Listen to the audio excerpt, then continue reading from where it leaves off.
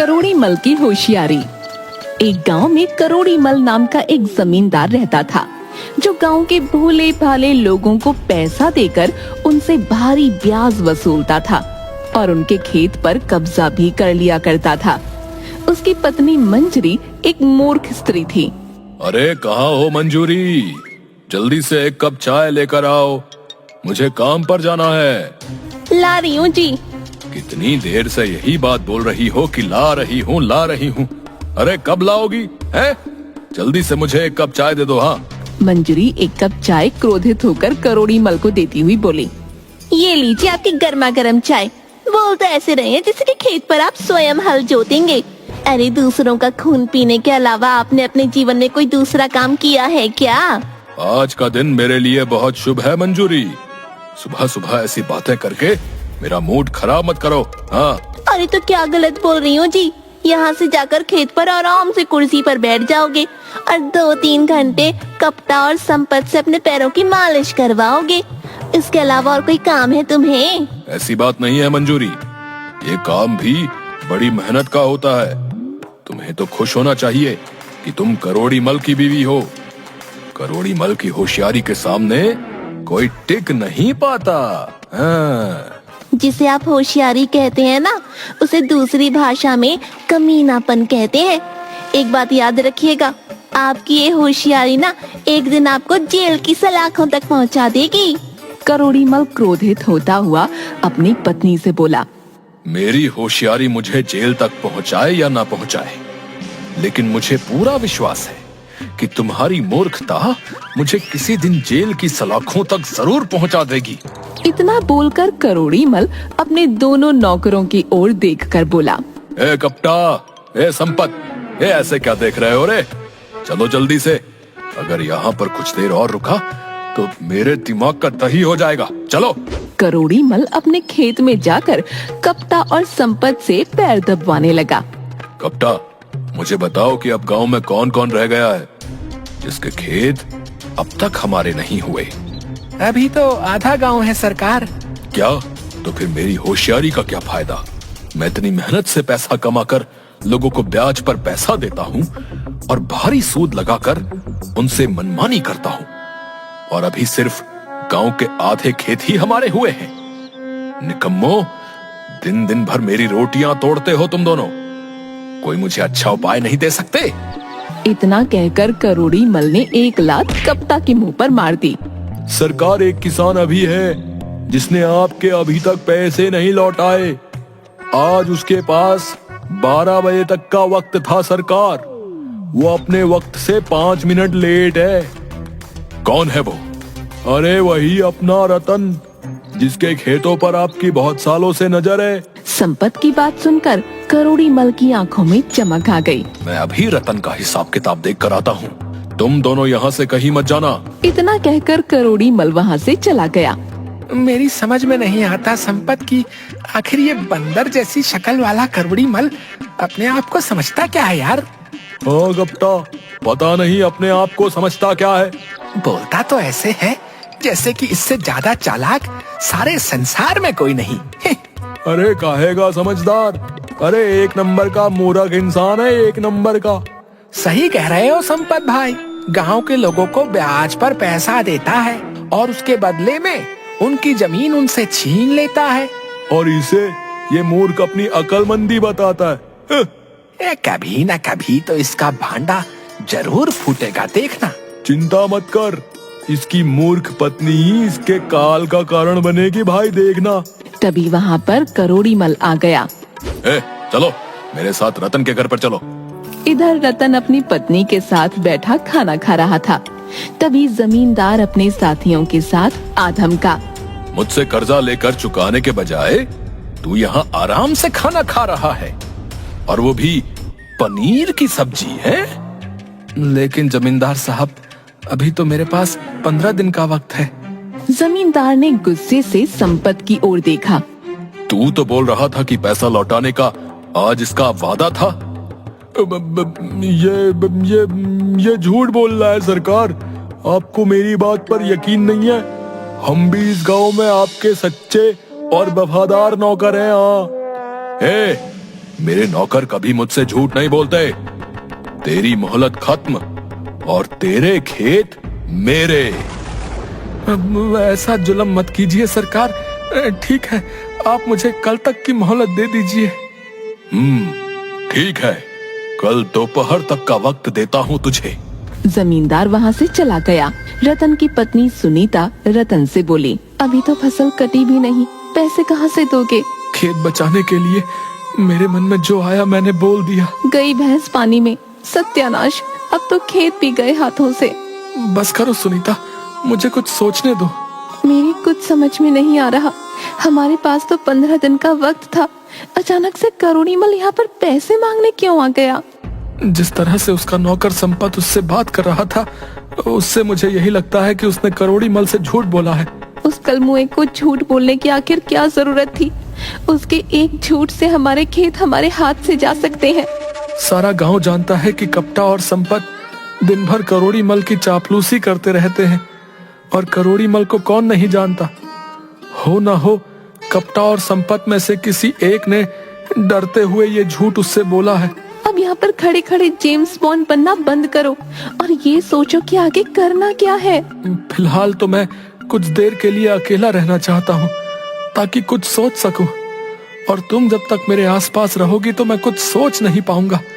मैं जंगल जा रहा हूँ, सिर्फ वही एक जगह है जहाँ एकांत में बैठकर मैं कुछ उपाय सोच सकता हूँ।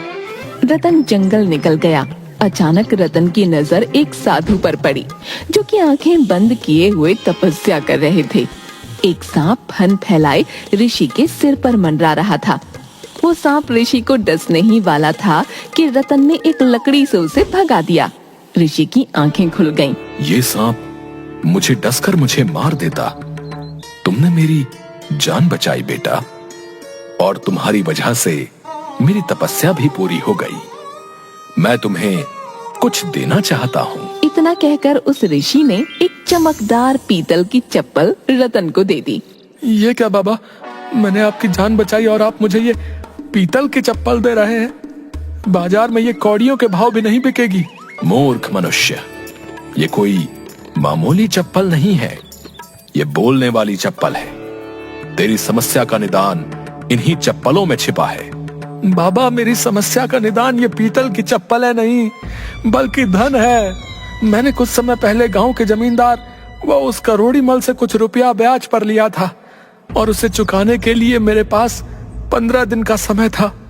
लेकिन वो आज ही अपने पैसे मांगने आ गया, वो भी ब्याज सहित। अगर मैं उसे पैसे नहीं दूंगा तो वो मेरे खेत पर कब्जा कर लेगा। बाबा, करोड़ीमल ने न जाने कितने लोगों की जमीन पर ऐसे ही कब्जा किया है। मूर्ख मनुष्य, धन किसी भी समस्या का समाधान नहीं होता। मेरी बात पर विश्वास कर। तेरी समस्या का निदान, और यहां तक कि सारे गांव की समस्या का निदान, इन्हीं चप्पलों में छुपा हुआ है। ये बात तुझे कुछ समय बाद स्वयं पता लग जाएगी। बाबा, आप करोड़ीमल को नहीं जानते। अरे, उसकी होशियारी के आगे आज तक कोई नहीं टिक पाया। बाबा, चिंता मत कर बच्चा, करोड़ीमल की होशियारी धरी की धरी रह जाएगी मेरी इन बोलने वाली चप्पलों के आगे, जो मैंने तुझे दी है। बाबा, लेकिन ये कहाँ बोल रही है? ये तो बड़ी साधारण चप्पल लगती है। ये अपनी मर्जी से बोलती है। समय आने पर तू सब जान जाएगा। चप्पल पहन ले और निश्चिंत होकर अपने घर चला जा। रतन वहाँ से चुपचाप चला गया और अपने घर के बाहर अपने आप से बोला, सुनीता को नहीं बताऊंगा उस बाबा के बारे में, नहीं तो सारे गांव में ढिंडोरा पीट देगी। बोल दूंगा कि मोहन के घर पर गया था पैसे उधार मांगने के लिए, मगर मोहन ने पैसे तो उधार नहीं दिए, ये पीतल की चप्पल मुझे पकड़ा दी। रतन के घर में घुसते ही उसकी पत्नी सुनीता ने सवालों की बौछार कर दी। इतनी देर जंगल में कैसे लग गई आपको? मैं आपका कब से इंतजार कर रही थी। मेरे मन में कितने बुरे बुरे विचार आ रहे थे। आप जानते हैं मुझे आपकी कितनी चिंता हो रही थी। और ये चप्पल आपको कहाँ से मिली? तभी उस चप्पल से रतन की ही आवाज आने लगी, जो उसने बाहर अपनी पत्नी के बारे में बोला था। नहीं बताऊंगा, नहीं तो तुम सारे गांव में ढिंडोरा पीट दोगी। ये सुनकर सुनीता का गुस्सा 7वें आसमान पर पहुंच गया। क्या कहा तुमने? तुम्हारी हिम्मत कैसे हुई ये बोलने की? सुनीता, ये मैंने नहीं बोला। तो फिर किसने बोला? मुझे क्या मूर्ख समझा है? रतन ने सारी घटना सुनीता को बता दी। सही बोल रहे हो, मुझे कुछ लगा ही था कि आवाज इन चप्पलों से आई है। वैसे भी साधु महाराज ने कुछ सोच कर ही बोला होगा। चलो अब सो जाओ। अगले दिन रतन जमींदार करोड़ी मल के खेत में चला गया।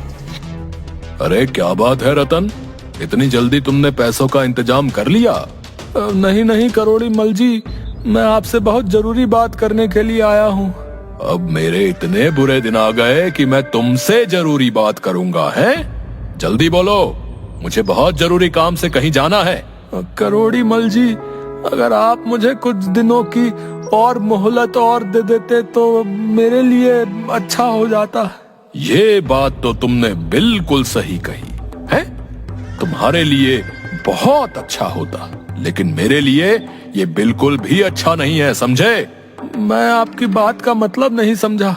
अब मैं इस मूर्ख को कैसे समझाऊं कि मैं इसकी जमीन का सौदा एक बहुत बड़े बिल्डर से करके आ गया हूँ और आज उस बिल्डर के जरिए मुझे बहुत भारी रकम मिलने वाली है। अब नहीं रतन, मेरी जुबान से निकले हुए शब्द तीर की तरह हैं। मैं तुम्हें अब और मोहलत नहीं दे सकता। तभी करोड़ी मल की नजर रतन की चप्पल पर पड़ी। मुझे देने के लिए तुम्हारे पास पैसे नहीं हैं, हैं? लेकिन पहनने के लिए ये पीतल की चप्पल जरूर है। करोड़ी मल जी, ये चप्पल मेरी नहीं है। लेकिन अब मेरी नजर इस पर पड़ गई है तो ये मेरी ही हुई। लाओ, इसे मुझे दे दो। ये चप्पल सिर्फ मेरे पैरों को शोभा देगी। लेकिन मेरी बात तो सुनिए, ये चप्पल। कपटा, संपत, छीन लो इस रतन के पैरों से चप्पल। आज शुभ काम करने में यही चप्पल पहनकर जाऊंगा। कपटा और संपत ने वो चप्पल रतन से छीन ली और उसे मार कर वहाँ से भगा दिया। करोड़ी मल ने वो चप्पलें पहन ली। ओफो, चप्पल पहनते ही मुझे तो जोरों से आने लगी भाई। बाथरूम के बाहर करोड़ी मल ने वो चप्पलें उतार दी।